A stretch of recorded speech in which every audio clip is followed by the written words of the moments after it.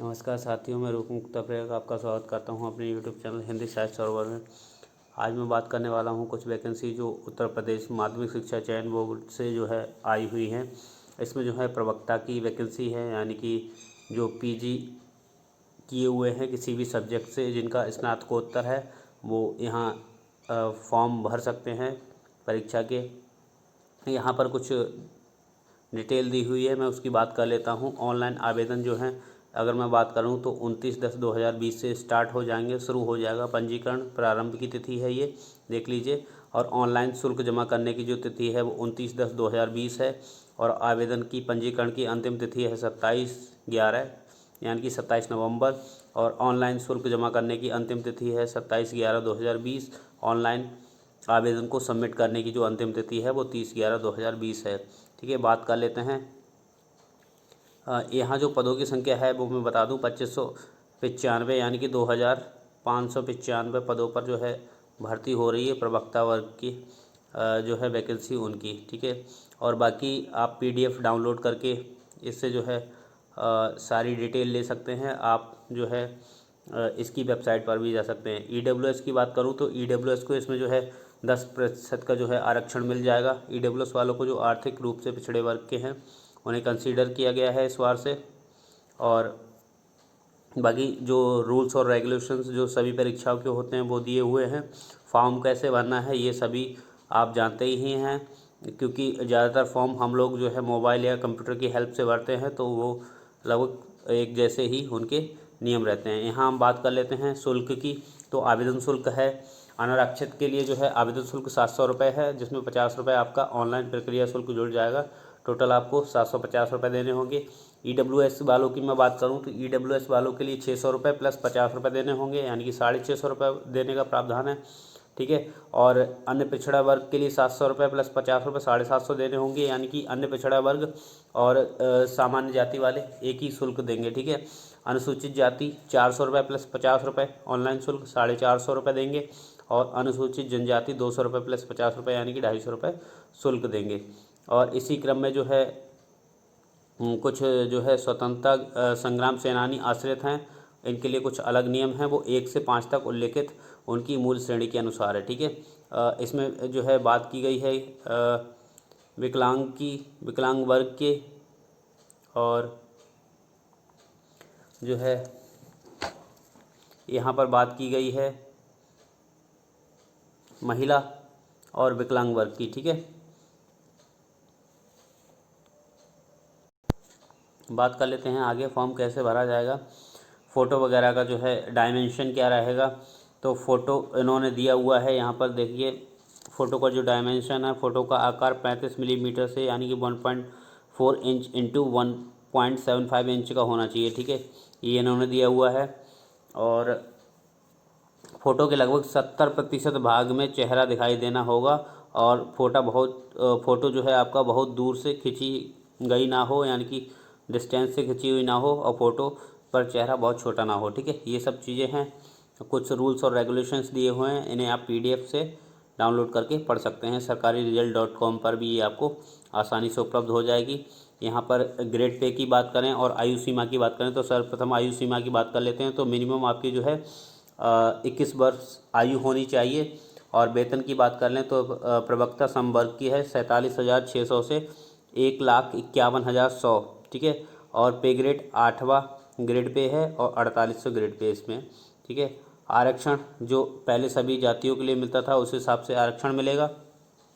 ठीक है, और इसमें जो है ईडब्ल्यूएस वालों को 10% जो है आरक्षण इस बार से प्रावधान है। ठीक है, अब हम बात कर लेते हैं जो है अहर्ताओं की तिथि और शैक्षिक योग्यता। अहर्ता जो है तिथि की अगर हम बात करें तो इन्होंने क्या दिया हुआ है, आवेदन पत्र प्राप्त करने की अंतिम तिथि अहर्ता की तिथि मानी जाएगी। ठीक है, अगर आपका कोई भी डिग्री या डिप्लोमा जो आवेदन की अंतिम तिथि है उस तक कंप्लीट हो जाता है तो आपका वो वैलिड माना जाएगा, और उसके बाद होता है जो है कंप्लीट तो वो इनवैलिड माना जाएगा। ये दिया हुआ है साफ तौर पर।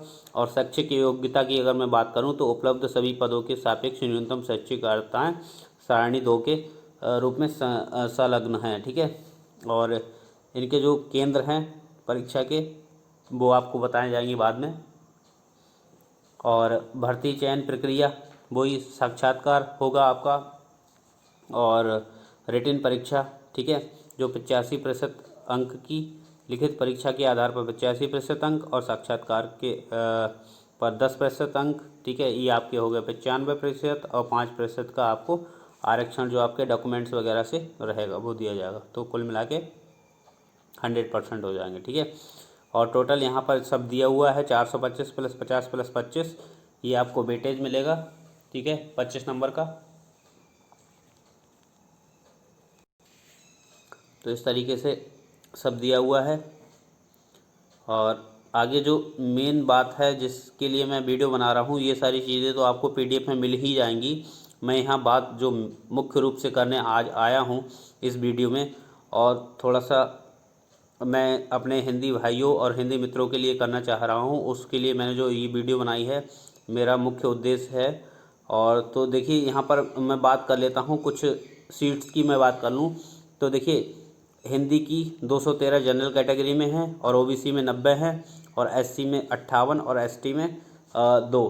तो प्रवक्ता वर्ग की अगर मैं बात करूं तो बालक प्रवक्ता वर्ग में 363 टोटल सीट हैं, जो जिसमें 213 हिंदी वर्ग के लिए हैं। इसी क्रम में अन्य सब्जेक्ट की जो है सीट्स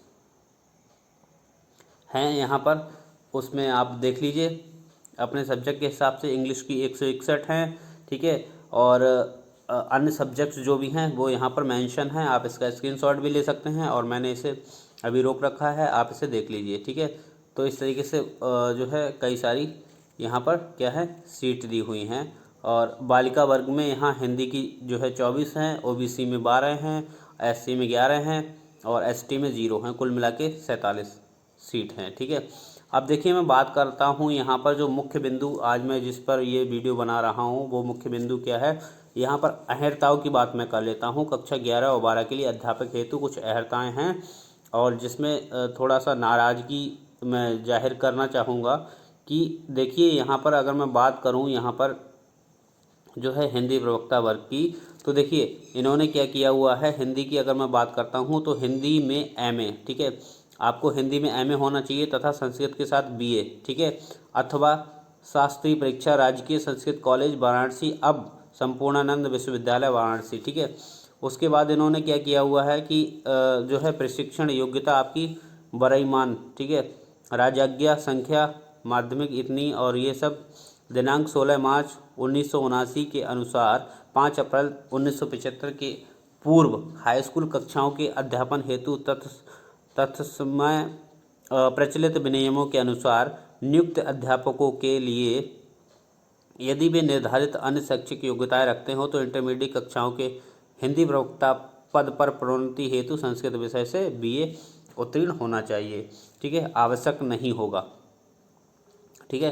तो ये इन्होंने कहा है। तीसरा पॉइंट ये कह रहा है हिंदी में MA अगर आपका है और संस्कृत में भी MA है, यानी आपका जो MA है वो हिंदी और संस्कृत दोनों से है, तो आप इसे भर सकते हैं, ठीक है। वो आप सीधी नियुक्ति के लिए मान्य होंगे और पदोन्नति के लिए भी मान्य होंगे, ठीक है। और प्रोन्नति के लिए हेतु आपके BA में संस्कृत विषय होने से फिर आपको मुक्ति दी जाएगी, ठीक है, मुक्त रहेंगे आप उससे।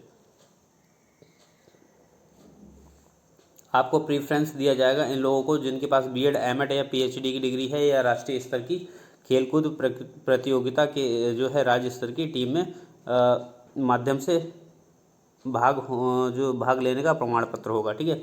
देखिए मेरा मुद्दा क्या है यहाँ पर बात उठाने का, जो हिंदी के अध्यापक बनना चाहते हैं, जो PGT हिंदी डालना चाहते हैं, तो उनके लिए इन्होंने क्या बाध्यता दी है कि संस्कृत की बाध्यता दी है, जो मेरे हिसाब से नहीं होना चाहिए, ठीक है। बाध्य अगर कोई विद्यार्थी हिंदी से PG किए हुए है, तो यदि उसके पास जो है BA में संस्कृत नहीं रही है, या जो है उसने MA संस्कृत से नहीं किया है, तो वो विद्यार्थी जो है PGT हिंदी का फॉर्म नहीं फिल कर पाएगा, ठीक है।